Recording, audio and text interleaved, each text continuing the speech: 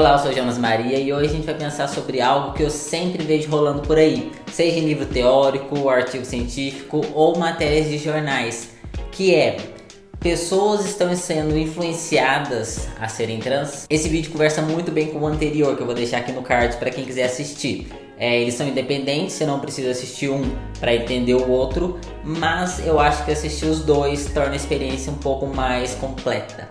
Então fica a dica. Eu estava revendo alguns livros meus e aí eu encontrei esse daqui que chama Transsexualidade, o corpo entre o sujeito e a ciência. E esse livro, o primeiro parágrafo dele começa assim: Transsexualidade. No Brasil, o assunto invadiu a mídia, as revistas culturais e de entretenimento, as publicações especializadas de psicologia. Subitamente, fala-se de transexualidade de modo coloquial, sem qualquer surpresa ou indagação. A principal emissora de TV do país veiculou recentemente, em horários nobres, uma novela com um personagem transexual e uma série no qual a questão era apresentada pelo viés científico. Os casos em que pais e especialistas se interrogam sobre uma possível transexualidade infantil se multiplicam. Mais pra frente eu vou analisar com vocês alguns trechos dessa parte que eu acabei de ler, porque tem umas questões meio... Mas assim, esse livro ele foi escrito por dois psicanalistas e no geral eles querem entender por que aumentou tanto o número de pessoas trans hoje em dia. Ainda no começo desse livro eles contam que eles escreveram um artigo sobre a transexualidade em 2017 e que esse artigo ele dividiu muito opiniões, né? De um lado havia as pessoas que estavam enfatizando a importância daquilo que eles estavam trazendo e estudando, enquanto de outro lado havia algumas pessoas, especialmente transativistas e defensores do movimento trans, e eles colocam isso, movimento trans entre aspas, fizeram críticas e parece que não leram nada para além do título do artigo, sendo que o título do artigo era o seguinte: A epidemia transexual, histeria na era da ciência e da globalização. Se vocês me seguem aqui ou no Instagram, vocês devem se lembrar de outras pessoas que falam nesses mesmos termos, né? A gente tem a Kemi Shiba, que é uma psiquiatra que ia dar uma palestra sobre a epidemia trans infantil. Palestra essa que foi cancelada devido ao seu caráter transfóbico. E a gente tem também a Sheila Jeffreys, que é uma feminista radical, que fala sobre isso no livro Unpacking Queer Politics. E aí o que acontece, né, gente? Nesse livro aqui mesmo, eles explicam, né, essa questão toda do artigo, dizem que são contra a patologização da transexualidade e que esses termos que eles usam são termos psicanalíticos e tal. Assim, esse livro ele traz uma ou outra coisa interessante, mas eu tenho ressalvas a ele. De todo modo, esse vídeo não é um vídeo de resenha desse livro, até porque ele não é o único a abordar esse assunto. Inclusive, recentemente foi lançado um livro chamado Irreversible Damage, que também aborda essa questão, né? Fora outros lugares e tal. O que eu quero pensar aqui com vocês é sobre essa ideia de que está havendo um maior número de pessoas trans e que essas pessoas estão sendo influenciadas, sobretudo pelas mídias, tanto convencionais quanto as digitais. Será que faz sentido pensar nisso? E um detalhe, pessoal, nesse vídeo eu vou trabalhar essas mídias tradicionais, como a TV. A gente tem uma questão também com as mídias digitais, né? E aquele livro que eu citei do Irreversible Damage, ele trabalha essa questão dos influencers, né? Que influencers estariam influenciando pessoas a serem trans. Mas isso é uma discussão completamente diferente, vocês vão perceber conforme esse vídeo acontecer. Então eu vou trabalhar isso em um outro vídeo.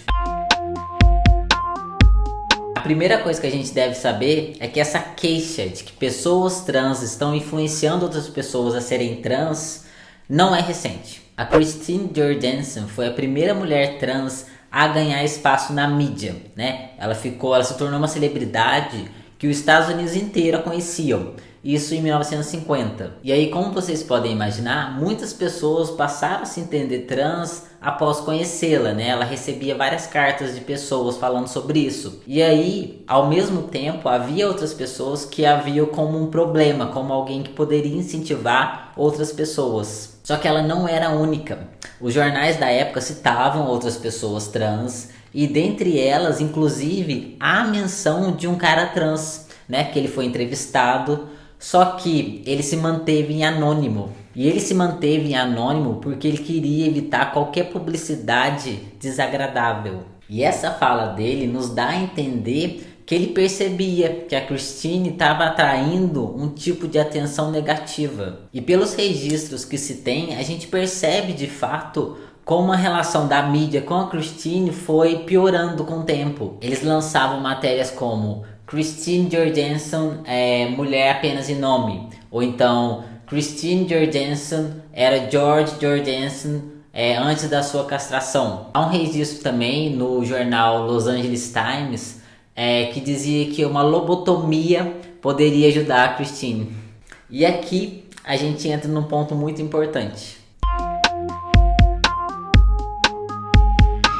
A relação das mídias com a transexualidade nunca foi positiva. A transexualidade nunca foi mostrada por um viés positivo, de modo que ser trans fosse visto como algo interessante ou como um estilo de vida a ser levado. Na Netflix a gente tem um documentário que se chama Disclosure, e aí mostram pessoas trans, não só atrizes e atores, mas também especialistas e críticos da área, contando qual que é o histórico televisivo da TV americana em relação à transexualidade. E aí a gente vê o quão negativo sempre foi, né? Desde os programas de TV até o cinema. E assim, gente, não é nenhuma questão de pura transfobia, né? Porque a narrativa que se constrói e nada contribui para você sentir sequer empatia pela outra pessoa, né? Você assiste como quem está assistindo algo bizarro na sua frente. Então, resumir a simples presença de pessoas trans na mídia como suficiente para influenciar pessoas é absolutamente grotesco. Que tipo de representação nós estamos tendo, né? Que história da transexualidade que está sendo contada?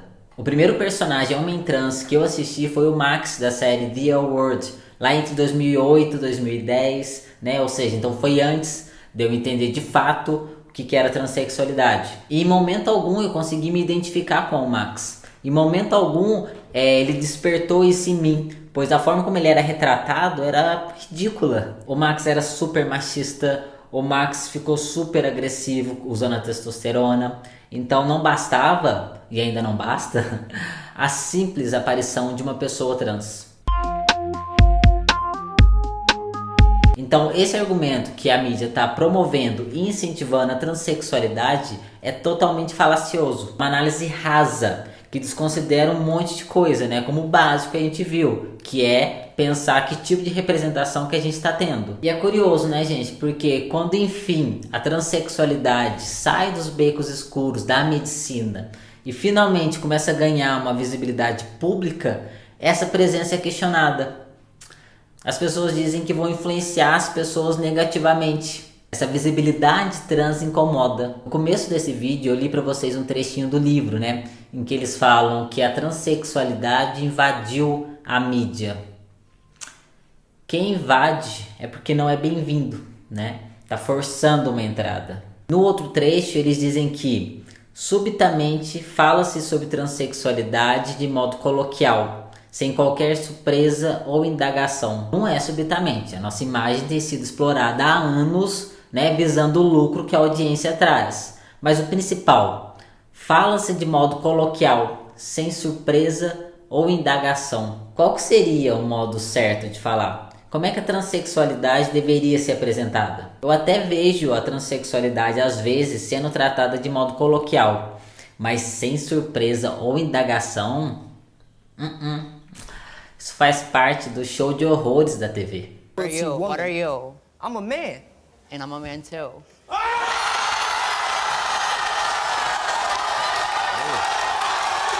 E tem no BR também. Laila, entra, Laila! Olha a vergonha que eu passo com um travesti desse. Ó, vou te contar uma coisa. Tudo bem que eu sou séria, mas eu jurava que era uma mulher na escada. E assim, né, gente? Será que a simples presença de pessoas trans já é o suficiente para fazer com que outras pessoas sejam trans também? O que há de tão perigoso na gente que a gente sequer pode ocupar um espaço público? A visibilidade, a recorrência, de fato, transforma a transexualidade em algo comum, né? Isso naturaliza o ser trans, a pessoa trans. E é isso que a gente busca, né? Sermos vistos como uma pessoa como qualquer outra. o que não acontece ainda. E aí é natural que outras pessoas acabem se identificando também.